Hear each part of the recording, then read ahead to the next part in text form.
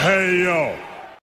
Yo, what's poppin'? All my peeps, it is I, your host with the most, Renaissance man who always thinks he can, and your champion of the peeps, Patty Pitts, back once again in the Yard of Streams for another edition of the Raw Rewind, presented to you by Pitts and Sara's Wrestling Show, where we take no nights off. And unfortunately, it's just me. It's just me, Patty P, here in the Yard of Streams. As you can see, there's no Best of the West you can't forget about because Sara is on assignment today. The NFL is starting their season in like a week. All right, I'm drafting my fantasy team.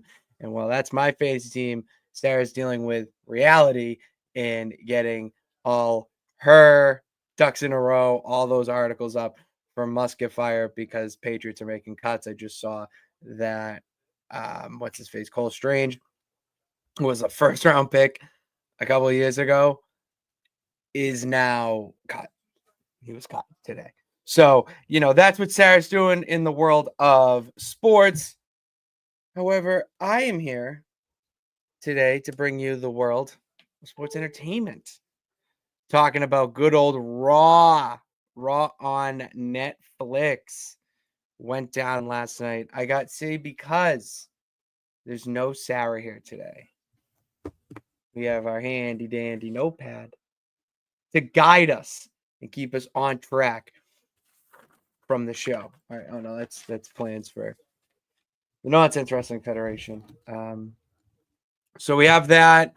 And yeah, there's really not, usually I'll be like, what's up, Sara? How you doing? But no, not today. It's just me here as I have Phils and Mets on the big screen before we tune on NXT at 8 p.m. And if the clock tower ain't around, I might be back on here to just shoot the shit with y'all and watch NXT. Who knows? We'll see how the night goes and who joins us here in the Yard Streams. We might go past 8 o'clock. We might just hit 8 o'clock. You never know because it's just me. It's just me, Patty F and P. So, just me here today. And, it's been a good day, I would say. It's my Monday, usually as we usually say here. My Tuesdays are my Monday, which is nice. It is nice to have like a day ahead in a sense, but what a weekend of wrestling. All right, hold on. I'm gonna go turn on my fan. I'm here, but I gotta turn on my fan. I am sweltering down here. It is. Let's get that going. Good. All set. What a weekend it was for wrestling. All right. Between what happened at Forbidden Door, which I'll talk about more about that tomorrow on the house show down in the underground, and also Thursday, because Sara and I will definitely be talking about that. I got to fill her in, and I want to hear some of her thoughts as well. And then I think, a half hour later, we had NXT Heatwave over in my backyard of Lowell, Massachusetts, which a lot of people had their thoughts about. I thought it was a fine show. I didn't think it was a bad show. It was not a bad show. But if you want to compare it to AEW's Forbidden Door, then you're going to be a little disappointed. They're two completely different shows. And that's the beauty of wrestling, is that you can have Forbidden Door and what that show was, the magnitude of it for AEW. And then you can have over here NXT Heatwave, which was a solid wrestling show. But yeah, it's not going to have the star power that Forbidden Door has. All right? They're two completely different things, two completely different companies. But at the end of the day, it is a different form of wrestling. So if you like professional wrestling, you're going to like both of them. But if you're a fan of one of the two companies, then you're going to like one over the other. Obviously, that's just how it goes. All right. As someone who sat down I slept all day Saturday. All right, I slept all day Saturday from 4:30 to basically 12:30, like 1 o'clock. When Forbidden Door went live is like when I woke up. I watched maybe 2 hours, or like not even. I take that back, like a half hour of the 0 hour, and then realized that it was on. So I'm like, screw this. Let me just go find it. So watch that into NXT Heatwave.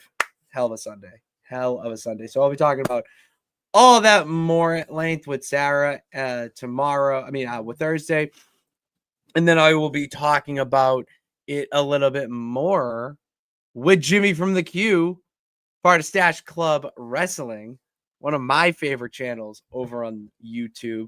And I'm going to put in the comments here, I'm going to put down right here where you can leave me a voicemail. I want everyone in here to leave me a voicemail at some point. It doesn't have to be tomorrow, but it does have to be soon, because the fact that you guys tune in every week here is the best thing ever. I love it so much that you guys tune in here to listen to me talk about wrestling and send your comments about it. Hopefully we get it. Sometimes we don't. That is what it is. But the fact that you're here and listening to me royal ramble about WWE, AEW, TNA, whatever is on my brain that day, it means a lot. And I want to take it a step further in actually hearing some of your voices. I see the chats. It's great, but this is also a different platform for you guys to ask me about, my personal fandoms of wrestling. Because I come on here and I talk about what's going on, what do I think of what's going on, the story. And I'm mainly talking about the story that is in front of me. All right. And we don't really talk about a lot of the past stuff. But on the house show, it's a little bit of a different vibe. You can ask me, Pat, who's your favorite wrestler? Pat, what moment got you into wrestling? Pat, who is someone that I don't think I've ever heard you talk about, but you love so much that I should watch? And that's where you go to do that. All right. All you got to do is click that link, leave me a message, and it'll be answered. We record tomorrow.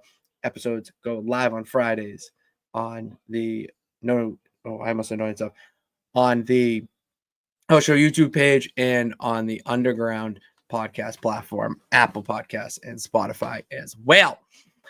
That's enough talking about my house. I'm in the yard right now with no nights off. So let's hear from our no nights off peeps. What's going on? Sophia got a new haircut today. Curly pixie cut. I'm a fan. Okay. All right. Well, maybe next time if we run into each other at Crunch, you could show it off to me. Well, Sara's not here, but miss you too. Do you want Bailey to interfere in Becky Nikki to get back with Becky, Bailey, and Lyra? No, that's the thing. I think there's going to be a little bit more, and I'm glad you did mention that. I'm going to add a banner, actually. Is Bailey losing? And I will address that when my notes here on the pad and on the laptop. I'll talk about that, when it comes up. Because I love this angle. I'm so excited for this next version of Bailey. Obviously, we know Bailey is one of my favorite out of the horsewomen and just favorite women's wrestlers right now. I'm very excited to see where that goes. I don't want her interfering in the Nikki Bella stuff with Becky Lynch. That feels like it's on its own. And what do you want, Cope and Christian win the tag titles as heels or baby faces? See, that's the thing. I don't think they are heels, or like they are who they are. They've got to that status. I believe that they're going to win the tag titles and Christian will be a heel and Cope will be a babyface. Like that's their dynamic now. The goddamn his Titantron says asshole on it. All right. That's not the Tron of a good guy. All right. So he's in that tweener, as Sara likes to say, phase. So but yeah, I would like that. What's up, Bernard? Can't wait to whip your ass in Madden soon. We got the league going over on Stadium Rant. Go check out Bernard's show, Ringside Rant, with the boys Shake and the Professor. I would love to. You remember how in school they used to do like debates? Like, I would love to have like a debate with a moderator against the Professor. That would be fucking awesome. I would ruin him. All right. My knowledge of this shit goes so deep that they don't dig holes. They don't dig holes like that. Dickie, what's up with you? Sophia, thank you. It is St. Patrick, my patron saint, St. Patrick. I got it when I graduated college, Quinnipiac. My fairy godmother gave it to me. Sandstorm hits Phoenix. Dude, this storm's hitting everywhere, man. There's storms hitting everywhere. We got a hurricane coming up. That's why fish are so fucking expensive now. It's terrible. I can't stand it, bro. Can't stand it. Who else do we got? And Dickie has a comment about Heatwave, which I will actually like to talk here. Very fun show, but it kind of showed me that the lack of star power NXT has right now. I'd agree. Okay. They don't have the stars. All right. And that's okay. That's fine, because we have to remember NXT is technically developmental. But what you have to think is that, yeah, it's not star power, but the rising stars that are coming up.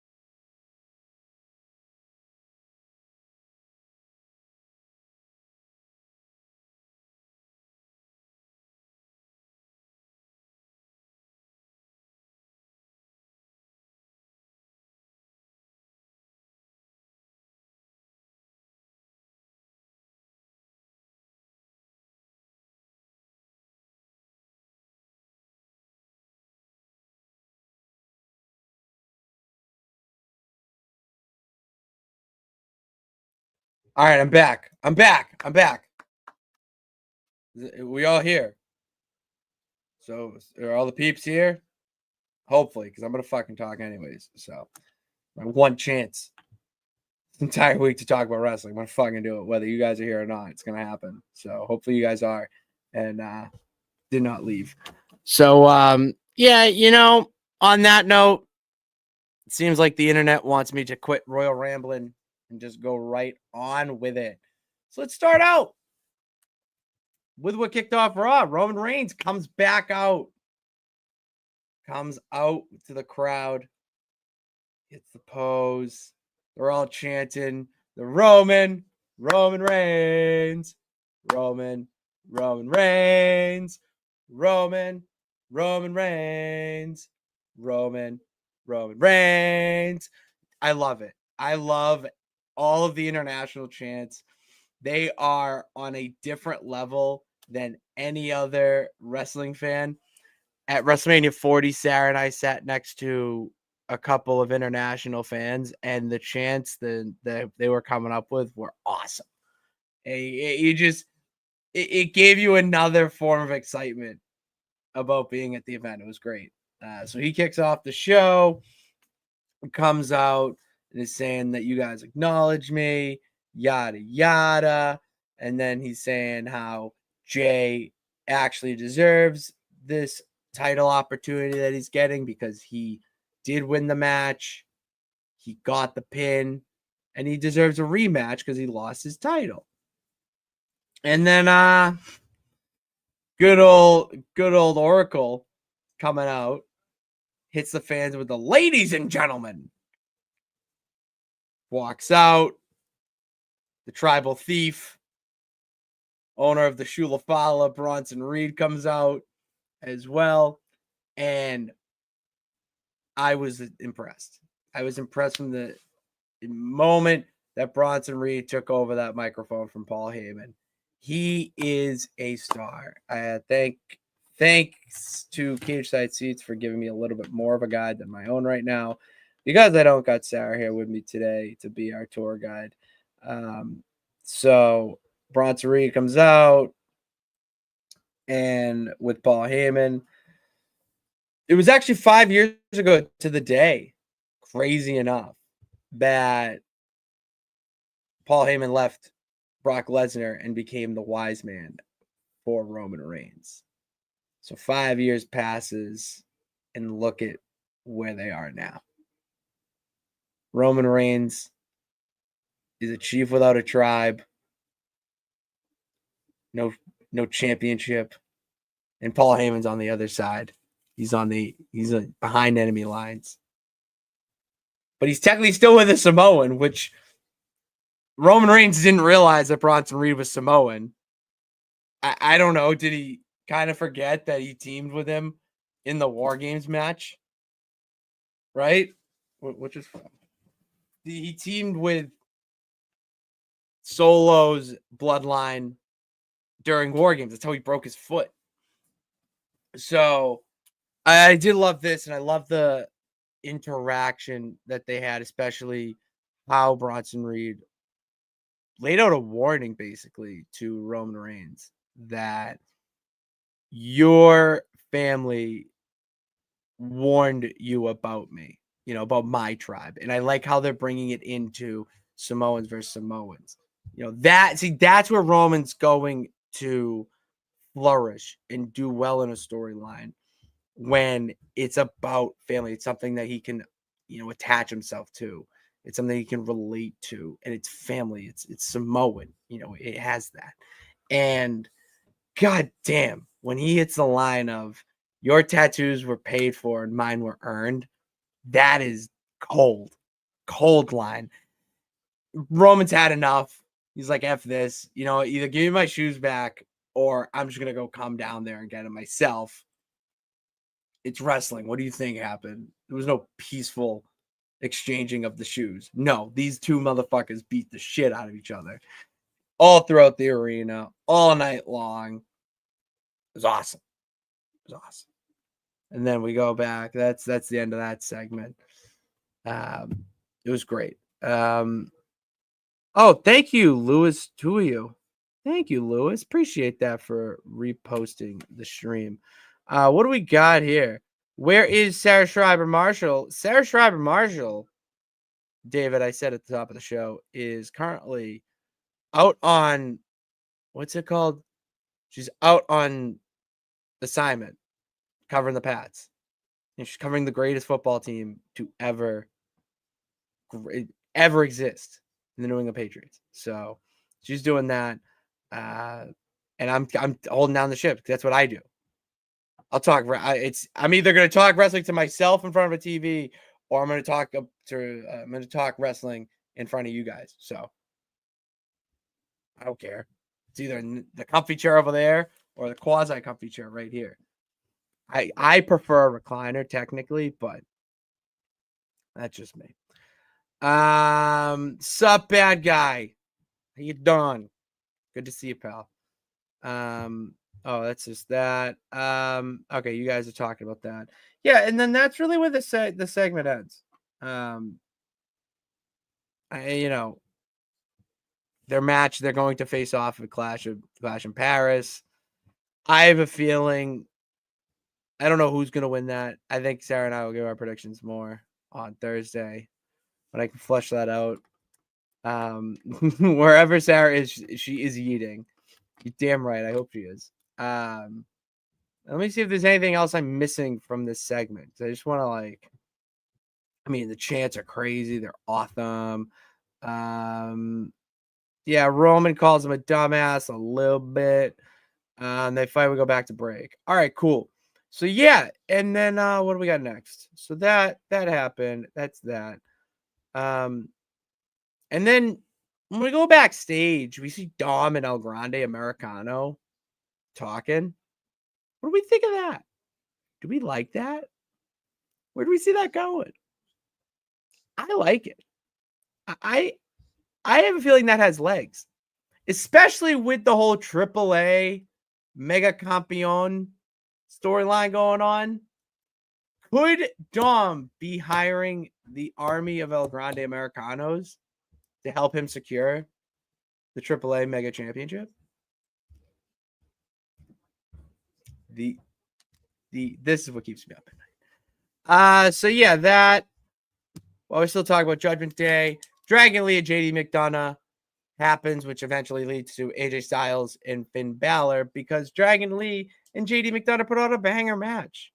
Do a couple cruiserweights, lucha libre style with a combination of some British style, like that Irish style too that JD McDonough brings. High flying, fast paced. It was awesome. It was great. And the fact that JD McDonough is still doing the moonsault that nearly killed him is why wrestling is so fantastic. So beginning of the match, Finn goes up to try to do a little of these, a little mess with Dragon Lee. Unfortunately, the ref sees Finn Balor. Jessica Carr, you're ejected. So what does that mean? Well, that means Dominic Mysterio's got to come down to ringside and help out his Judgment Day buddy. But what's that?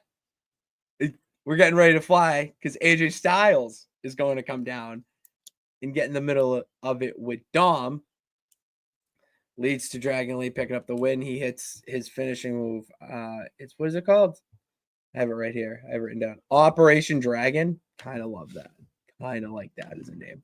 It's like the cool. Yeah, we know what it is. So it's that 1, 2, 3 match over. So then they go backstage. Dom's like, what the heck? Like, Roxanne's getting hyped up for the match by Raquel. And then the boys walk in. Finn's like, I thought you had that, Dom. You were supposed to help out JD there. And Dom's like, well, what? Bro, you got ejected. I mean, you were the one who's supposed to do it, and you got ejected. So what's that? What does that say? And they're like, all right, enough. Raquel's like, would Liv want this? No, Liv doesn't want this. Liv doesn't want to fight. So Dom offers that because Finn has the most experience in history with AJ Styles, why don't you just go take care of it tonight? Just go take care of it. Go handle it. So we'll see AJ Styles and Finn Balor in the second to last match, I think. And yeah, it was great. It was awesome. We have a comment here. Yeah, all right. Yeah, I'm gonna get to this.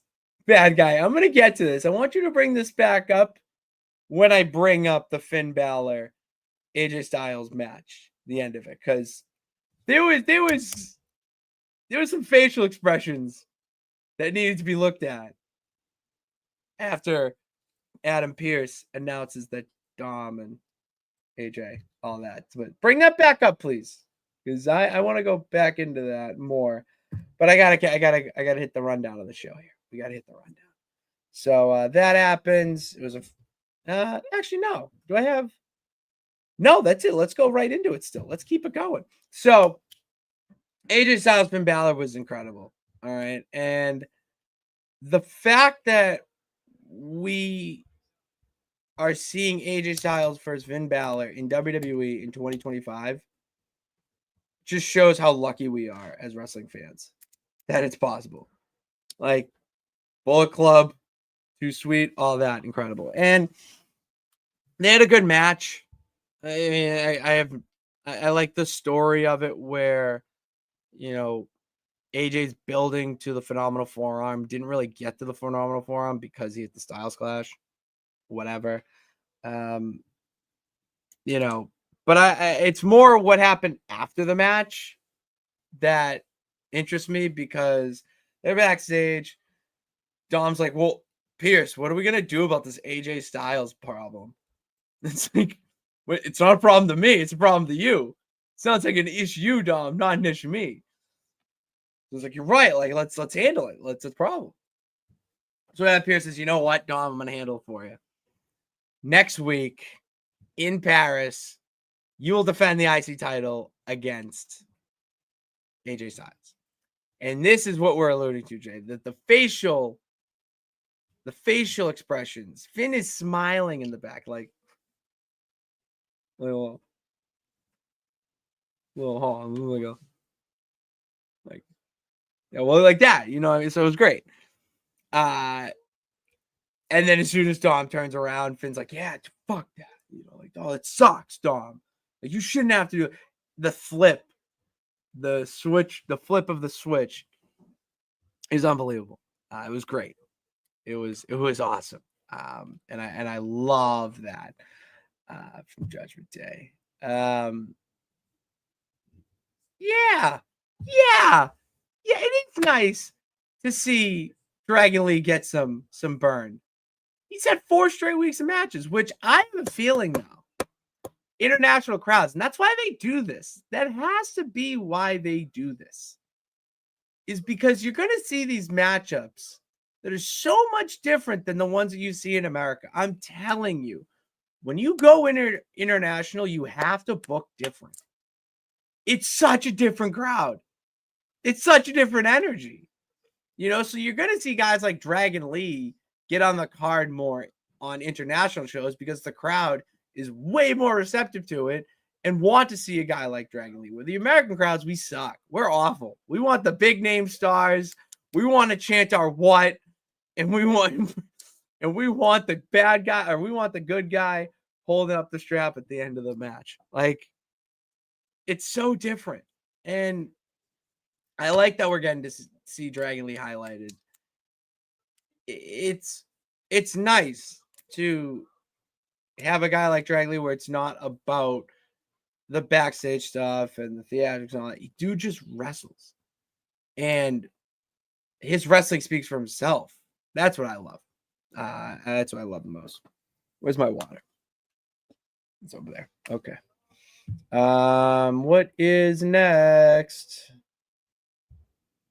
All right. All right, well, I'll take this. Worst thing Stone Cold ever did was say what? It wasn't even to him. I mean, he technically did not say it on camera to initiate it.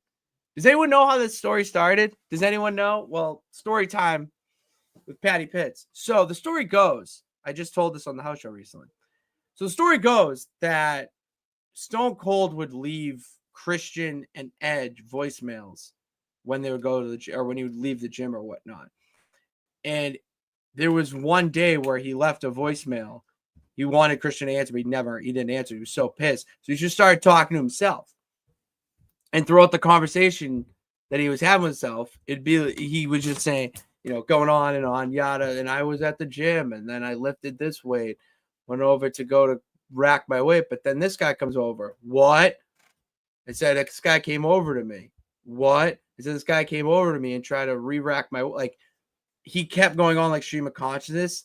And then it was just like, yeah, let's try it in a bit. So thank Christian Cage technically for that. All right, what's next? Yeah, I don't have really much to say about this, but it was kind of important that LA Knight and CM Punk talked to Jackie Redmond backstage, pretty much emptying their frustrations. Or LA Knight's emptying his frustrations to Jackie Redmond. CM Punk is just taking the frustrations and saying, I don't care. You can vent to me all you want, but we have one goal for Sunday, and that is for all 3 of us to be healthy so that Seth Rollins does not leave Clash in Paris with that championship. And I see CM Punk's side. I do. He just wants everyone to be as healthy as possible so he can take down his arch enemy and all this. LA Knight on the outside is like, listen, man, I hear what you're saying. I totally agree. But what you're saying and what I've gone through are 2 completely different things. You have cost me 2 matches against Seth Rollins. You put me through a table last week because of Seth Rollins, because of this constant obsession of needing unity. So I don't know who to believe. I don't even care. And the fact that I have to wrestle tonight is quite BS, which I agree. Like, he was the only dude to fight. No Jey Uso. I feel like Jey Uso in a match would have been, but he had to do the Roman thing, so I get it. It's okay. Yeah, that's all I really got to say about that. Anyone else have anything? Have you got to the Stephanie segment yet? Is that next? Well, I can go now. I can do that now. Let's do that. Because Stephanie will challenge for the women's championship after Clash in Paris. Okay, she's going to challenge after Clash in Paris. It was announced by Adam Pearce last night. He, let me get the deets on the computadora. Did this happen after? No, it happened. Here we go. So Adam Pearce tells Stephanie Vercora that she's still number one contender for the Women's World Championship, but the match won't be happening in Paris. He has an opponent in mind, and he needs time to finalize the details, and says that she wishes she could be Paris, but understands the situation. So Stephanie Vercora is the number one contender for the Women's Championship. Problem is, we don't have a champion. All right, the champion is now on maternity leave. So who the hell is going to be that challenger for Stephanie? And a lot of people can throw their ideas around. I think the easy answer would be Rhea, Io, Asuka, Kairi, to give that storyline a little bit of stakes involved. I could see that. I could also see it. No. That like, you know what? Fuck it. It's fantasy booking. We're gonna fantasy book here. I could also see someone like a Jordan Grace, from NXT or somewhere else, like SmackDown or something. Maybe Bailey. There's so many different options at this point. There could be a tournament, for God's sakes. Like, they're probably going to announce a tournament after Clash in Paris, and then it's going to lead to the next pay-per-view. I don't know what's going to happen. And this is a situation where I'm not mad at what happens, because life threw a curveball at them. Life threw a curveball. It's not like fighting through an injury where, it's just pain. Nah, there's another human growing inside you, man. You can't wrestle. So whatever they come up with is going to be fine. It's going to get us to the next step, and I have trust in that. I am happy that we have enough going on where this doesn't feel like it's dragging down the show.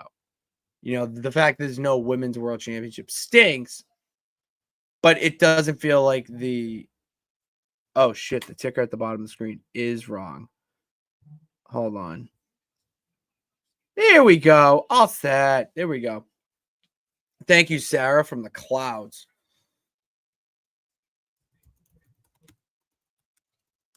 From the clouds. I totally forgot my point.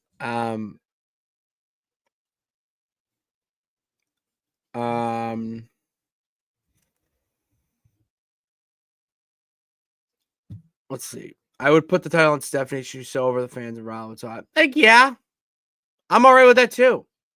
That's the thing. They need to do something with that championship. And Stephanie Vercora is one of the most over women's wrestlers right now, where if you just put it on her, it doesn't matter what the story is. That's why I'm saying, like, if you want to do a tournament, you want to get like Ivy Nile in it, you want to get like Maxine Dupree to just like have bodies in it, that's fine, and make it as, sports structured as possible. Cool. All right. As long as Stephanie Vercora ends up champion after this, I don't care how we get there. All right, Byron Cutler. Let's talk about both World Heavyweight Championships, because I got something that would fix that. You do. I think whoever wins Women's World Championship on Raw should have a competitive championship reign. Okay, well, I'm not gonna disagree with that. Like, I'm right on, man. Like, I think they do because of what Seth is doing with the World Championship. You need to have the other side of the coin with it. You need to have a champion that's going to fight. Be a fighting champion. You know, they're willing to put the belt on the line week in and week out just for the for the fans. So I'm all right with that. Seth must have a competitive championship. Well, I mean, no. See, that's where I disagree. I don't think Seth needs a competitive championship. I think he needs a tyrant, a reign of terror type of championship reign. You get him a tyrannical reign as champion. Look at him with the green suit last night. Also, the man didn't show up on screen last night till at least past B block of the show. All right, he's the world champion. Like this is a tyrannical reign that is okay if we have the other world champion, women's world champion, be a fighting champion. One who's, oh, I'm ready. You want to face me this week? Let's do it. I'll take you on next week. And all like that's what I want. She does have who are we talking about? Does have the issue they could run it back after Stephanie wins versus Rio would be. See, that's the thing, is that you could save Rhea. I mean, you could save Io Stephanie for after like the first, or you could just do it right then for the title. But my logic goes, if that happens and you know that Asuka, Kairi, or Rhea or D, all the above, get involved.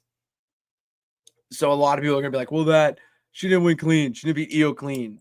Which that's the point. Her and Io haven't had a match that's finished yet. So why not continue that story? Like that's things that you can't, if you're working towards it, it makes sense, then we'll do it. All right. These two championships have been in limbo. Well, that's what happens when there's a new championship thrown into the equation. And I don't feel like they have been. Limbo wouldn't be the word I'd use. So, all right, this one's quick. I just want to, I just want to point this out. Okay, I want to point this out to show respect to one of my favorite wrestlers of all time. It is the Canadian Destroyer. It is the Canadian Destroyer, created by P.D. Williams, and everything else, just call it a Destroyer. I understand, yeah, it's Mexican because it's Penta. I mean, like, all right, so if Grayson Waller does it, are we going to call it the Aussie Destroyer? Sheamus does it, we're going to call it the Celtic Destroyer? Like, if that's the bit, then fine, let's play the bit. But let me know right now so I can follow. And so basically, I just want to throw this up because Kofi and Penta faced off last night. Big G was at ringside offering people to sign a petition to get rid of the Destroyer, which you will not see my signature on that paper. Yeah, you just heard my strong feelings about what the correct name of it is. I don't care. That move is the greatest goddamn move in wrestling history. All right, you're not getting rid of it. Sorry, Grayson. You have to deal with it. How about I just said the Aussie Destroyer? How about you take my words and put it into reality, and you start doing it? Now, see, that's next level revenge, is taking the man's own move, putting it in your own spin on it. I love it. Yeah, but am I a fan of Big G? Yes, I am. I am a big fan. I'm going to turn it down. I'm a fan of what's going on with Grayson Waller and the New Day right now. Austin Theory is injured. That is what it is. And Grayson Waller is the type of talent that is too good to not be on television. He is a master when he has a microphone or a microphone in his hand or a camera in his face. And you can give him an Austin Theory or you can give him a New Day and he's going to do well in this role. I mean, with the whole signing the petition, being basically the New Day's assistant as they grieve, their grieve assistant. It's not been. I have not once said get off my television, and not because he's the bad guy, type of thing. So that's a win. That's where I'm gonna take a win there for sure. So I like it. Well, we got some comments here. It's if Calvin, it feels like it's inevitable. It really feels inevitable, and that we probably were going to see it if Theory didn't get hurt from working all those main events. Let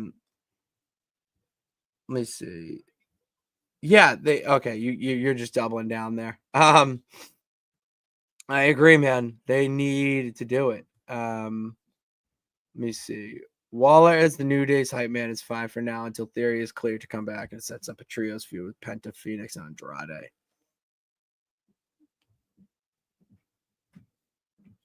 Where are we connecting those dots?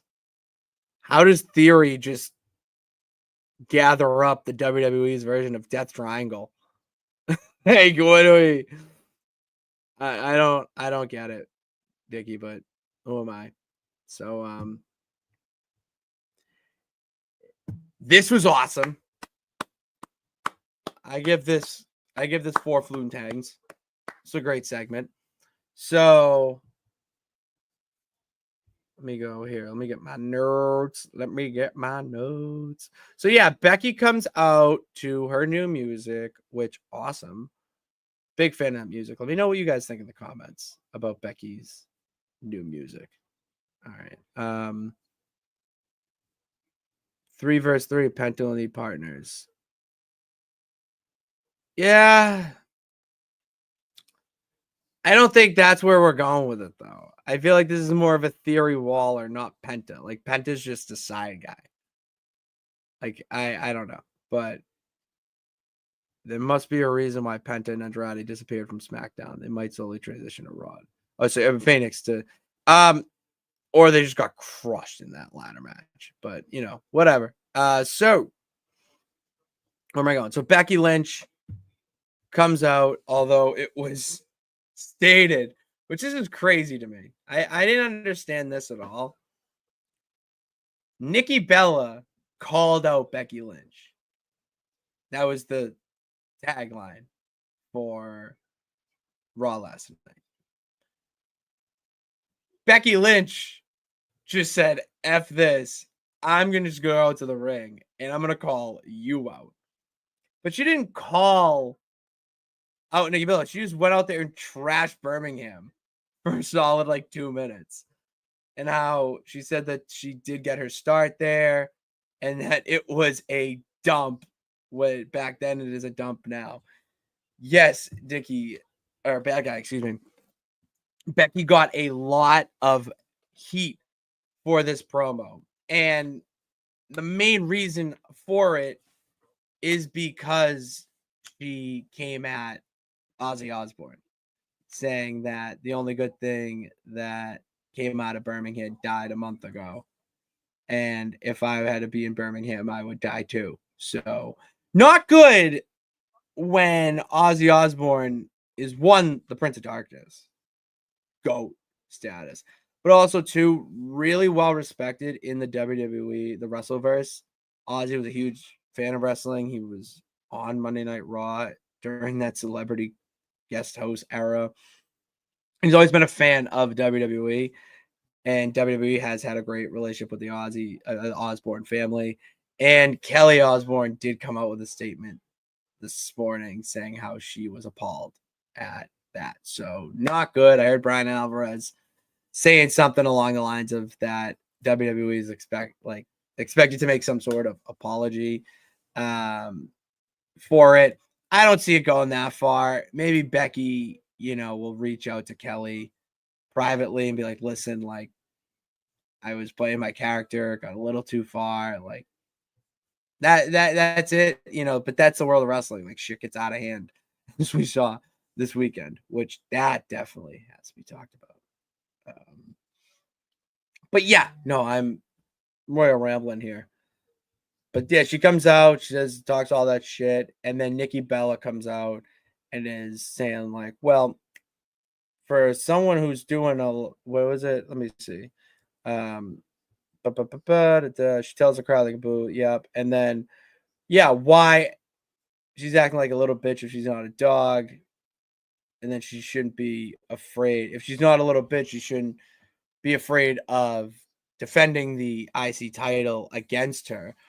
And then Becky's like, yeah, sure. All right, no, you're not deserving of a title shot, which some people on the No Nights Off brand would agree with that.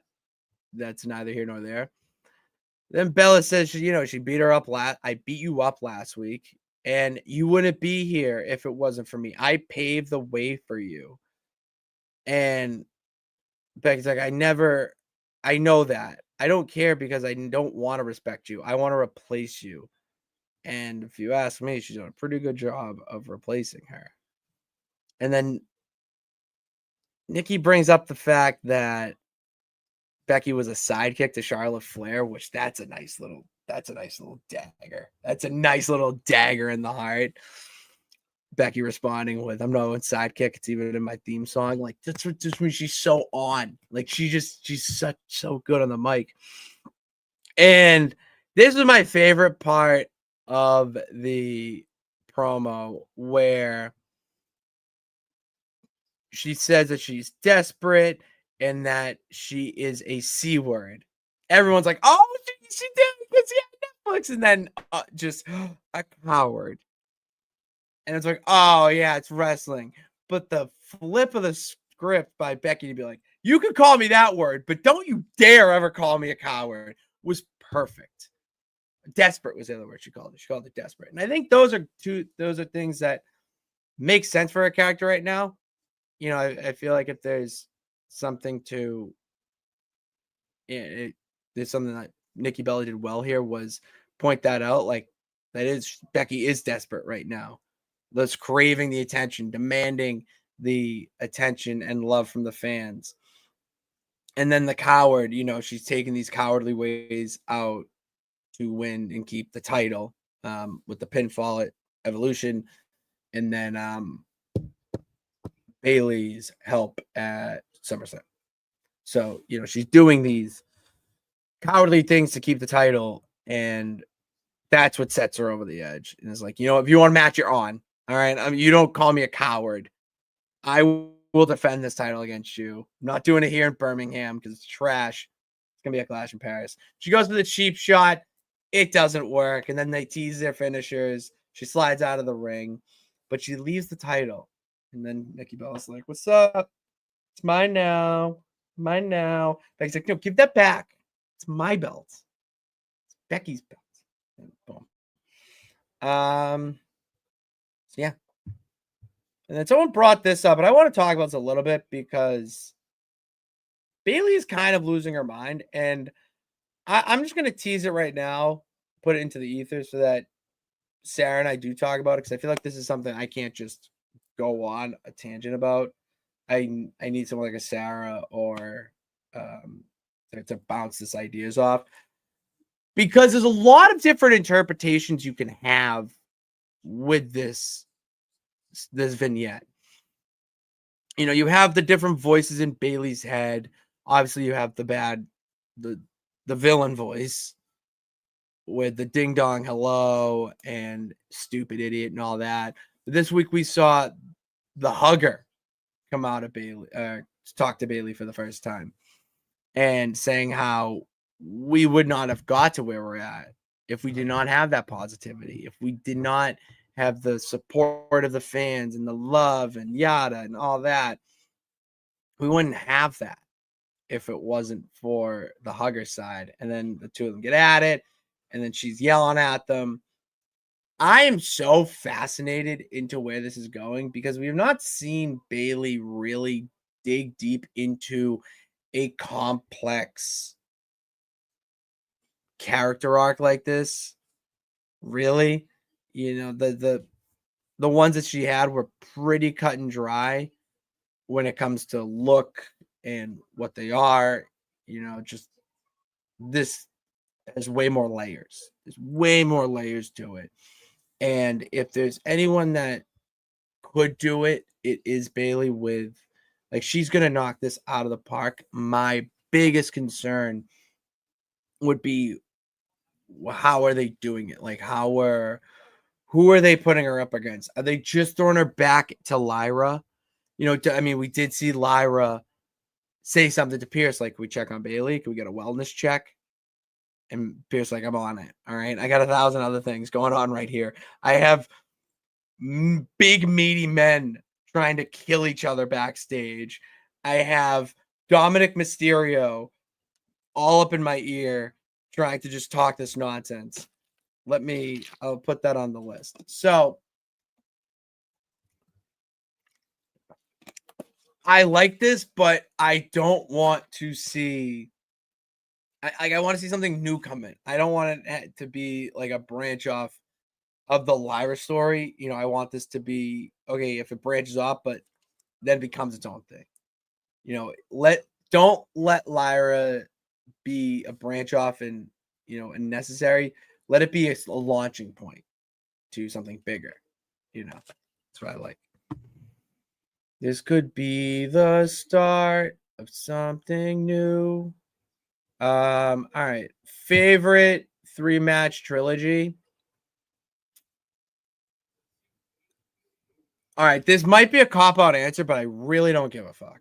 I really don't. It's Dudley's, Hardy's, Edge, and Christian. You start with a ladder match, and it's like, well, how can we top a ladder match? All right, let's throw chairs and tables. All right, how do we top that one at SummerSlam? Let's do it at WrestleMania, and then let's add in one. Every team gets a guest. Everyone gets a guest that they can throw in and have them help out. It's just so good. All right, and in that type of match, you wouldn't expect anything to be topped, but somehow they outdo themselves every time. It's marvelous. If you want to listen to Matt Hardy talk about it, he does it over on his podcast, Extreme Life of Matt Hardy, with good friend John Alba. And to have him explain it, it just makes it that much better. You're probably wondering why I didn't choose like an Omega or something. I've only seen the first Omega Okada. I would love to sit down and watch those back to back. I really would. That would be awesome. That really would be awesome. That's probably my favorite one. What about Seth Rollins? All right. Do you think a stable with Nikki Bella and Chelsea Green and one more could be good in WWE if they were taken more seriously? Maxine Dupree. You put those three in a feud, get Natty in there too. That's money. All right. All right. I have it. I friggin' have it. All right. I would love Chelsea Green in the Nonsense Wrestling Federation, which this would be a perfect stable in the Nonsense Wrestling Federation. But if I was booking, I would have Nikki Bella, Chelsea Green, and Maxine Dupree be a more appropriate version of the Beautiful People. And real bold emphasis on appropriate. All right. The difference being that the Beautiful People were trying to sell me sex.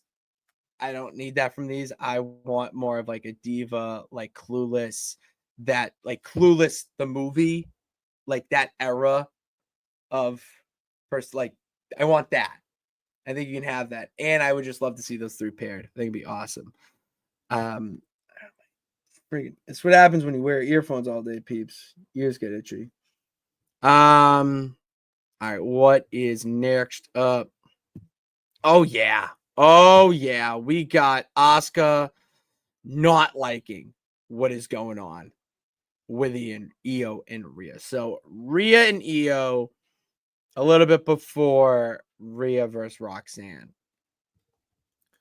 Io comes over to Rhea and says, "Listen, I think we need to step away from you. We got to stay away from each other for a bit. You know, it's not.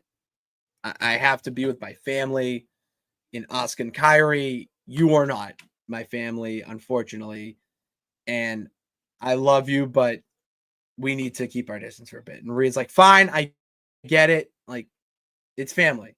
You know, like you gotta do what you gotta do. I know it's not. This is not your decision, so I'm good with it." So Rhea takes on Roxanne Perez. Hell of a match. Like, that's Roxanne Perez is going to be a future star in this business, man. I guarantee it. All right. That's all I need to say about that. And they have a fantastic match. It was great. Rhea wins. I mean, really? Come on. We knew Rhea was going to win this. We also knew that Rhea was going to get beaten down after the match. Raquel gets in there. Roxanne gets in there. You think, who the hell's going to come out and save Rhea now? We just saw Io break up with her backstage. No. Everyone goes back to their ex. Io runs down, saves Rhea, and they have a nice feel-good moment in front of the crowd of Birmingham. Before the AJ Styles match, AJ Styles Finn Balor match, we cut to backstage, and Io and Rhea are, checking on each other. Are you okay? You good? Thank God. Okay, good. And then Asuka and Kyrie come out, and oh boy, howdy. Asuka is fuming. And I try to go back to jot down some notes about what was said so I can get like a gist of it. No, it was all in Japanese. I speak Spanish, not Japanese. So I don't really know what was said, but I can kind of get the gist of what was said. And I like that. I'm not mad about that. I'm not mad that I didn't understand. You know why? Because that's them.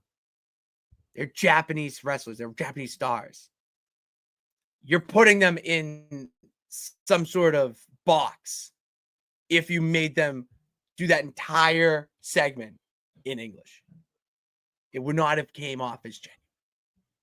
And that's what I loved about this, is that it came off so genuine, that I am on the edge of my seat, really feeling for Io that Asuka is berating her about how she cannot be around Rhea Ripley. Rhea Ripley is toxic for their family, and that she orders her. I have it right here, my notepad, my handy dandy notepad. That Asuka said, stop talking to her, and that's an order. That's what I mean. And like, that's like, oh, it makes you feel, it's like, well, why? And that's where we see Asuka now kind of turning a corner into the darkness. All right. And Io's like, well, what do you mean? Like, she helped me. You didn't. Like, what are you talking about? And Io's pleading with Kyrie. She's pleading like, Kyrie, you gotta believe me. Like, this is ridiculous. Like, come on. And Kyrie just with this look in her face. Like, I want to believe you. I want to believe you. But I can't. I gotta go to Asuka. Because Asuka is family. Oh, it's great. It's awesome. That's why it's back to call back to earlier. Put the world title in that picture. I don't care. I'm already invested in this. Adding a world title just puts it further up on the show. It's really all it does, which it should be anyways. So,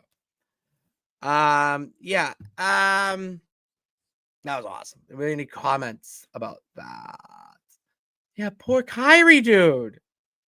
Poor Kyrie Sane. she's just like, she just wants peace. Who doesn't want peace, man? I fucking want peace. I want peace so bad. Oh, incredible. All right, let's check in on Sarah, see what Sarah's doing. Oh, okay. Let's see what's going on here. All right. So let's go to the AJ Styles Finn Balor match, which I want everyone to say thank you to the wrestling gods that we are getting AJ Styles and Finn Balor on WWE programming in 2025. It's amazing. I watched the match back. I've watched it twice. It was great. All right. Two of the best in the business casually putting out a solid banger on a Monday night. And the one thing I liked about this match was it was one, paced well, but two, like, it was thoroughly enjoyable throughout. I mean, yeah, you probably could have predicted that Finn was going to win, but I like that there was no interference. It's nothing really. I didn't see Dom. Someone remind me, please. I don't remember seeing Dom in the two times I watched it. And I like that AJ won on a Styles clash. Protect your finish. It was awesome. Friggin' loved it. It was awesome. It was great. And then after the match, Adam Pearce. Oh wait, I already saw this. I already talked about that. I'm sorry. Chaos occurs in the main event.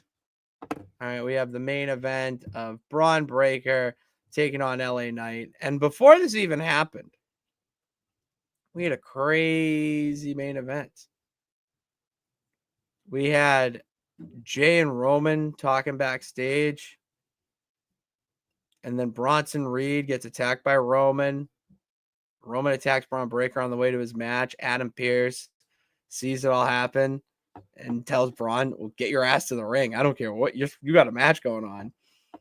Out of nowhere, LA Knight comes in, starts the match a little early, poquito temprano. And then they just beat the shit out of each other. I legitimately thought this was one of LA Knight's best matches on Raw. We saw a more aggressive side to him that we haven't seen. And the dominance, it really felt like you're watching a main event caliber star and not someone trying to reach that point. There is definitely a difference. And that's what I loved about this, is that you really felt like, okay, LA Knight's turning a corner, to be beating Braun Breaker like you are. It's great. But obviously it's a Raw and Netflix main event. Nothing ends peacefully. So they're going back and forth. I love LA. Seth Rollins' music hits. He comes out to the ring. Doesn't lay his hand on LA Knight, though. Just does the old, like, Jack in the Box type of trick. And then Rollins baits him to go outside the ring, chase, all that. Boom! Braun Breaker hits him with a spear. Hits him with another one. Game, set, match. And then post-match, Seth and Braun are just beating the shit out of LA Knight. And this one I thought was weird that Jey Uso came to save LA Knight. I know that we're all like unity and we're all fighting, but my mind was like, let the dude. If he's not in the match, it's a triple threat. Odds are better in your favor. But I understand there's blood, all that. It's wrestling. Yeah, it's wrestling. So Jey Uso comes out, does his thing, beats him up a little bit. And then Seth runs off. And then big stare down between the three in the ring. Tempers flare. CM Punk shoves LA Knight into Jay and then hits a fireman's carry on LA Knight. Uso hits him with a super kick, hits Punk with a super kick, and then Jey Uso ends the night by yeeting. to everybody. A perfect way to end out to perfect way to end the go home show to Clash of Paris. So, and then I just want to throw this out there to the peeps. I'll probably ask this, not probably, I will ask this on Thursday to Sara. That do we see LA Knight and Punk feud after this? I hope so. I really do. As I alluded to, I said that we see LA Knight becoming a main event star in front of our eyes. And the only way to really elevate him into a main event star without just putting him in a title match is to feud with main event talent to see if he can handle it. Punk is a great test for that. I mean, they're cut from the same cloth initially. I mean, there's so many, like, you could put them in the Attitude Era, you could put them in the Ruthless Aggression Era, you can put them in, you can put them in the PG era and they would kill it. They'd actually be too good for the PG era, but besides the point. I hope that this would be like a McIntyre Punk feud where I don't care that they're just fighting over pride. It is must-watch television, and that is how you build a feud. There's potential here that could lead this to the Rumble. Seriously, to the Rumble. You could, it's there, and you've already planted the seeds with Punk accidentally putting him through a table, costing him these matches. Like, there's so much there that I do not think this is the end. After Clash of Paris, I do not think it's the end of CM Punk versus LA Knight. And I hope I'm right. I'm like praying to the gods here. So that's all I got. That's an hour and 7 minutes down by myself, breaking down Raw for the peeps. That is the first show of 3 this week. All right. Tomorrow, we travel down to the underground, head over to the house for the house show with Stash Club Wrestling's Jimmy from the Q, taking your questions and even doing some Clash in Paris predictions as well. And I'm going to ask him a little bit too. A little bit of an interview because, I mean, when people come into your house, you definitely want to ask some questions about who they are, what they do, what they're from, what they're about. That's what I'm going to do with Jimmy. Like, he's from Quincy too. He's in my, we're neighbors. That's my guy. So go check that out on Friday when it drops and get in your questions by tomorrow at 6 p.m. I'll put it in the comments here one more time for the peeps to leave a message. Okay, seriously, leave a message. Anything you got. Nathaniel, shout out to Nathaniel for leaving one last week. It's great. And yeah, that's all I got. Fresh Fly, I'm going to talk about it on Thursday. I think Sara, I want to do like a full breakdown with Sara, for our own clip about it and all that. So, but I will give my initial thoughts now before we go into a whole breakdown of it. It's disgusting. It's awful. It sheds a really bad light on the wrestling industry. And I mean, I've been following this like the journalist at heart that I am. It does not look good for Rampage Jackson. I don't care that I'm Psycho something. I think it's I forget his name at the moment. There's so many wrestlers' names in my head right now. I don't care that he bashed the bottle on his head at first, and everyone's saying, "Oh, that started it." That's why you got his receipt. It's like, no, that's not it. All right, that is taking it too far. All right, that is so over the line. That is legitimately shit that gets wrestling made fun of and looked down upon by everyone. I struggle with expressing my fandom to friends and family because I just don't want to hear the it's fake and like all that shit. And they see this like, yeah, it's interesting because yes, it's nice that they're taking an interest because of the story, but I would much rather their interest be because of something that like Cody Rhodes is doing or WrestlePalooza or something that is good for the business that is enhancing it and growing it, not this terrible thing that put a man in the hospital on his near deathbed and a promotion has their WWE ID program like affiliation taken away from them, because of it. And I really I want to go more. I would love to hear Sal. I want to have a full conversation with this. I'm gonna have definitely want to Jimmy tomorrow, but like my initial thoughts of it are just it's sickening, it's awful, and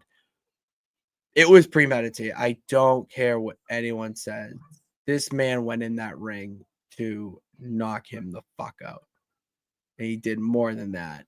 And I do not want to see Rampage Jackson's son. I don't want to know his name. I don't care what his name is. He is Rampage Jackson's son. I do not want to see him anywhere near wrestling ever again. I don't know who the fucking fools are that one pinned the guy when he was knocked out. Look at that. That's fucked up. The man went for the pin, and the same man who went for a pin cut some bullshit promo, or it may have been a spear or something, but it came off as a promo after the match. Like, just this is the bad type of nonsense that I don't like to be associated with. And it really pissed me off. And the fact that it's alleged that it's Rikishi's program, like there's so much that we have already learned so far, but there's so much more that we're going to learn from this. And this story is so far from over, and we're going to be talking about this for a little bit. And yeah, it's not good. This is why let me go back. I am going to put my attention and energy towards WWE, AEW, TNA, the real, the good promotions in the indies.